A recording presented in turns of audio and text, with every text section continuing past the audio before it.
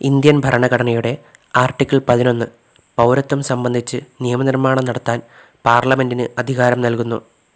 ഈ അനുച്ഛേദം ഇതുവരെ ഉണ്ടായിരുന്ന പൗരത്വ സംബന്ധമായ വ്യവസ്ഥകളെ ബാധിക്കാതെ പാർലമെന്റിന് പൗരത്വം നേടുന്നതിനും അവസാനിക്കുന്നതിനും മറ്റ് എല്ലാ പൗരത്വ സംബന്ധമായ കാര്യങ്ങളിലും നിയമനിർമ്മാണം നടത്താനുള്ള അധികാരം നൽകുന്നു. പൗരത്വ സംബന്ധമായ വിഷയങ്ങളിൽ നിയമനിർമ്മാണം നടത്താനുള്ള പൂർണ്ണ അധികാരം പാർലമെന്റിന് നൽകുന്നു. പൗരത്വം നേടുന്നതിനും നഷ്ടപ്പെടുന്നതിനുമുള്ള നടപടിക്രമങ്ങളെക്കുറിച്ച് നിയമം നിർമ്മിക്കാനും ഇത് അനുവദിക്കുന്നു. ഈ ഭാഗത്തിലെ വ്യവസ്ഥകൾ, അതായത് പാർലമെന്റിന് പൗരത്വം സംബന്ധമായ കാര്യങ്ങളിൽ നിയമനിർമ്മാണം നടത്താനുള്ള അധികാരം മറ്റ് വ്യവസ്ഥകളെ ബാധിക്കുന്നില്ല.